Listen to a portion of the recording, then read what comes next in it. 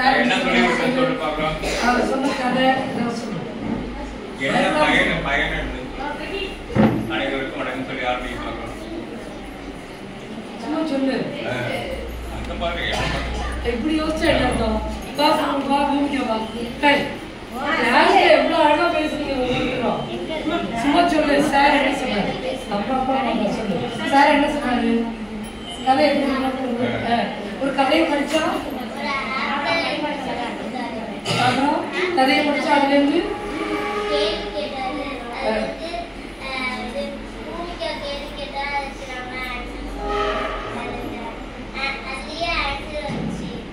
சரி. எப்ப பதில் சொல்ல முடியும்? யாரால பதில் சொல்ல முடியும்? அப்ப நம்ம என்ன பண்ணணும்? இந்த கதைய ஒருத்தர் படிக்கும்போது இதெல்லாம் சாராம்சம் ஹெல்ப்ஃபுல்லா இதுக்கு முன்னாடி அது மூளை பத்தி தெரியுமா?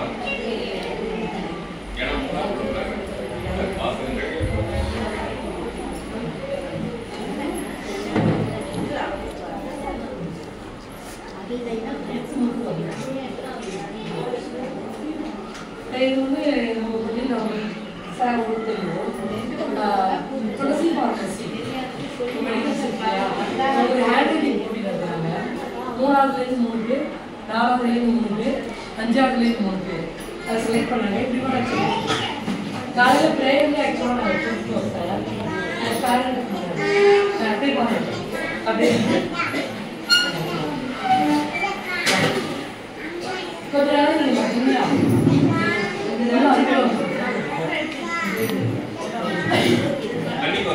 இன்னும் தனியா நடந்துட்டேன்.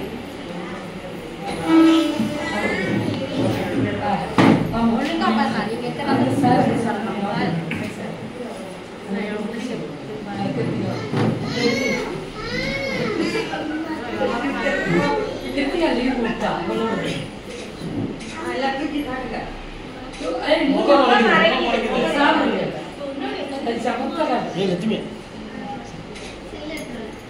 क्या करना है थोड़ा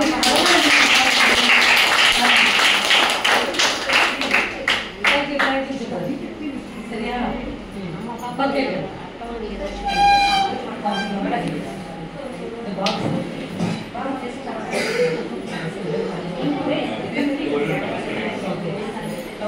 கவனிங்க. அந்த தினக்கூலியா இருக்கும்ல, அவங்களுக்குலாம் வந்து இந்த தொழிலாளர் நல வாரிய அட்டை வாங்கியிருக்கீங்களா? யாரெல்லாம் வாங்குறீங்க? பணம் வருதா? 6வது பணம் வரும். பாக்கி ஏன் வாங்க? தொழிலாளர் நல வாரிய அட்டை 1000 ரூபாய் 6வது கிடைக்கும். அடுத்த கல்யாணம் ஆச்சுக்கு கல்யாணத்துக்கு 1000 ரூபாய், பிரசவத்துக்கு 12,000 தருவாங்க. உங்களுக்கு 2 வயசான 1000 ரூபாய் பென்ஷன் தருவாங்க. இதெல்லாம் உங்களுக்கு உண்டு. அதனால நான் அடுத்த எச்சமோட பேசிட்டு அந்த கார்டு எப்படி பார்த்துட்டு நேராக பார்த்து சொல்லி இங்கேயே கார்டு பதிவு பண்ண முடியுமான்னு பார்த்து உங்களுக்கு எல்லாம் கார்டு வாங்கி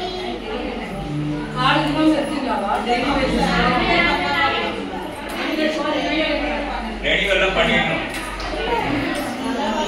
நல்ல மாதிரி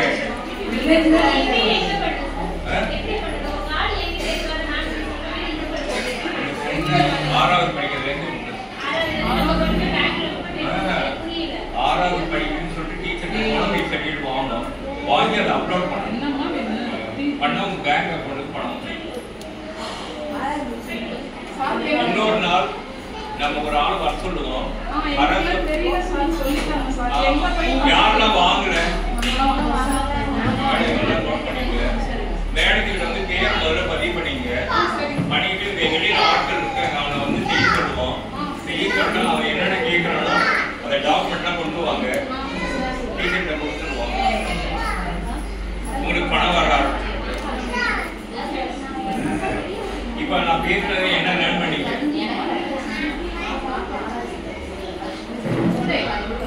குழந்தைகளால படிக்க முடியுமா முடியாதா? படிக்கிறீங்களா? டெய்லி படிக்கணும். அதுக்கு அடிப்படை என்ன? மூளை தான். மூளையை சரி பண்ணாலே எல்லாமே மூளையை பழக்கம் அது ஒன்றுதான் ரகசியம். இதை வந்து யாருமே சொல்லித்தரேன் புரியுதுங்களா? பணம் கட்டுங்க, அதை கட்டுங்க, நான் அதை சொல்லித்தரேன், இதை சொல்லித்தரேன், யாரும் எதுவும் சொல்லித்தர வேண்டாம். நம்மளால நம்ம மூளையை பழக்கப்படுத்தினாலே முடியும். நீ மொபைல் எல்லா வசதியும்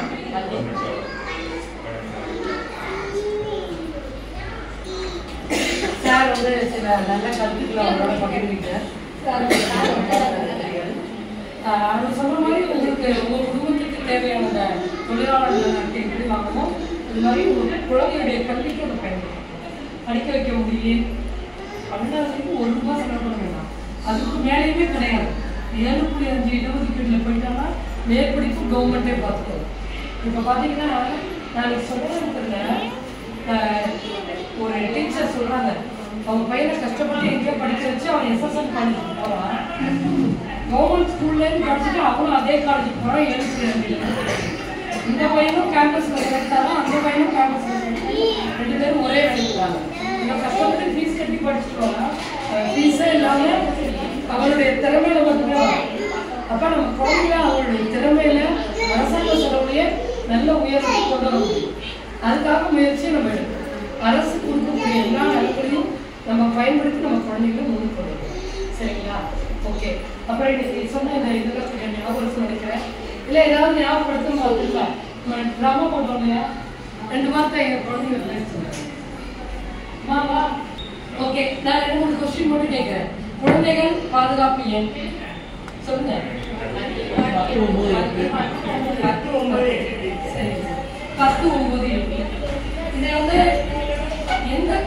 எந்த பாலின குழந்தைகளுக்கு இந்த எண் வரும்?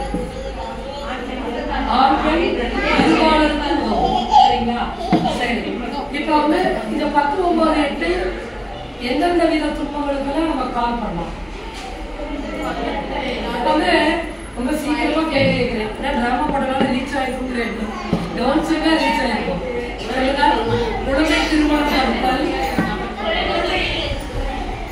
குழந்தை தொழிலாளர் திட்டம், அப்புறம் பாலியல் தொழில்கள். சரிங்களா? இதை தவிர படிக்காத குழந்தைங்க இருக்காங்களா, OSC out of school going children, ஸ்கூலை விட்டு 9வது நின்றுவான். 12வது வரைக்கும் அவங்களும் படிக்கணும். அவன் 18 வயசு வரைக்கும் ஸ்கூல்ல இருக்கிறவங்களுக்கு கவர்மெண்ட் அரசு அதுக்கும் இதை பயன்படுத்தலாம். சரிங்களா? அவ்வளோதான். அப்புறம் 144, 17ங்கிறது படிப்புல குழந்தைங்களுக்கு மன அழுத்தம். இப்போ 10வது வந்துட்டான், பரீட்சைக்கு போகிறாங்க, பயன்படலாம். பாடம் நிறைய இருக்கு, படிக்க முடியும். 12வது வந்துட்டான். இல்லை அவன் ஃபோனை யூஸ் பண்ணிட்டு இருக்கான், அதனால படிப்புல கான்சன்ட்ரேட் பண்ண முடியும், இணையத்தையே பார்த்துட்டு இருக்கான். அப்போ இந்த ஹெல்ப்லைன் நம்பர் 147 4 17 நம்ம தொடர்பு கொண்டு குழந்தைங்களுக்கு கவுன்சிலிங் கொடுக்கலாம். சரிங்களா? இதுக்கெல்லாம் தான் கவர்மெண்ட். அப்புறம் மகளிருக்கு உண்டாகக்கூடிய துன்பங்களுக்கு 181. சரிங்களா? இதெல்லாம் நம்ம தெரிஞ்சு வச்சுக்கிட்டு நம்ம குழந்தைங்க சொல்லி கொடுத்து நடைமுறையெல்லாம் சொல்லிக்கலாம். வேற ஏதாவது டவுட் இருந்தால் கேட்கலாம். அதெல்லாம் எனக்கு தெரிஞ்சு டீச்சர் ஆகும். நீங்கள் குழந்தை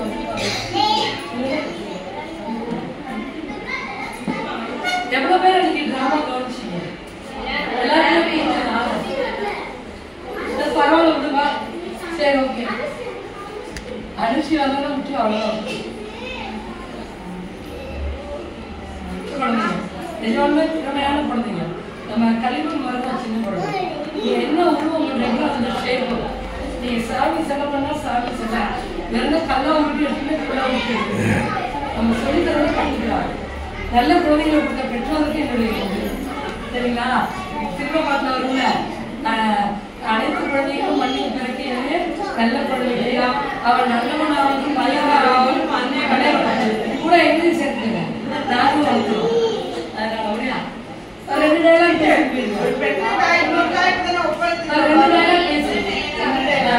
நீவா இவங்க பேசுறதா அவங்க பேசுறாங்க. நீவா சொல்லு வேற டைலாக். என்ன சொல்றீங்க? ஆமா கண்ணு அது நல்ல